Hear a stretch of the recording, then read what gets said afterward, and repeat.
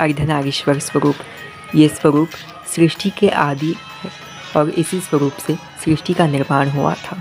यही स्वरूप भगवान शिव और माता आदिशक्ति का परम स्वरूप है, जिसमें भगवान शिव और माता आदिशक्ति एक दूसरे को पूरा करते हैं। ये स्वरूप हमें बताता है कि किस तरीके से भगवान शिव अपनी पार्वती से, अपनी शक्ति से पूर्ण होते हैं और शक्ति के बिना शिव अधूरे हैं। और यही स्वरूप हमें बताता है कि माता पार्वती, माता आदिशक्ति भी अपने शिव के बिना अपूर्ण हैं और वो दोनों एक दूसरे के बिना अधूरे हैं, निराकार हैं। जब दोनों साथ आते हैं तब वो साकार होते हैं और प्रकट होते हैं। इन दोनों की शक्ति एक दूसरे से है। शिव की शक्ति है माँ आदिशक्ति और आदिशक्ति का आधार है भगवान शिव। भगवान शिव और माता आदिशक्ति के इस स्वरूप से रिलेटेड एक कथा आती है, जहाँ पर हमें भृगु ऋषि के बारे में पता चलता है। भृगु ऋषि की ये कथा में हमें पता चलता है, जब भृगु ऋषि की तपस्या से भगवान शिव प्रसन्न होते हैं और तब भगवान शिव और माता पार्वती उन्हें दर्शन देते हैं।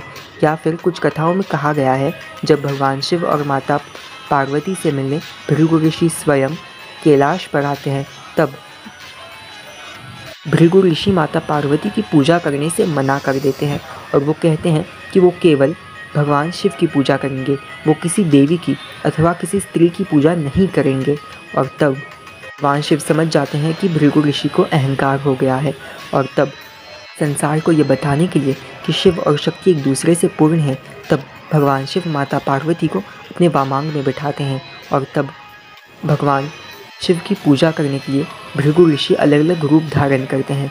कभी कीट के रूप में या कभी सांप के रूप में इन दोनों के बीच में से जाने की कोशिश करते हैं और तब भगवान शिव माता पार्वती और निकट लेके आते हैं और तब अंततः भगवान शिव और माता आदिशक्ति अपना अर्धनारीश्वर स्वरूप धारण करते हैं। और तब भी भृगु ऋषि भगवान शिव और माता आदिशक्ति के इस स्वरूप को देखकर ये जान नहीं पाते कि इन दोनों के बीच कोई भेद ही नहीं है, ये दोनों एक दूसरे से पूरा होते हैं और शिव और शक्ति के बीच भेद नहीं किया जा सकता। और तब क्योंकि वो दोनों एक ही हैं और तब आदिशक्ति भृगु ऋषि को श्राप देती हैं कि उनके अंदर जितना भी स्त्री तत्व है, अर्थात जो भी चीज़ें उन्हें उनकी माता से मिली हैं, जो भी उनके अंदर स्त्री तत्व है या फिर माता शक्ति का तत्व है, वो निकल जाए और उनके अंदर केवल पुरुष तत्व बचे।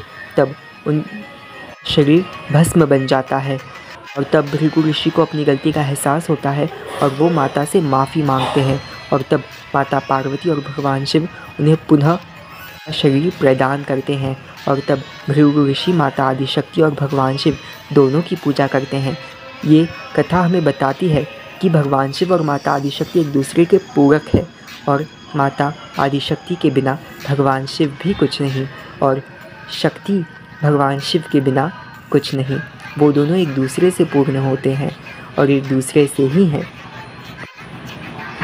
मैं भगवान शिव और माता आदिशक्ति के अर्धनारीश्वर स्वरूप के बारे में बात करूं तो ये वीडियो भी कम पड़ जाएगा और शायद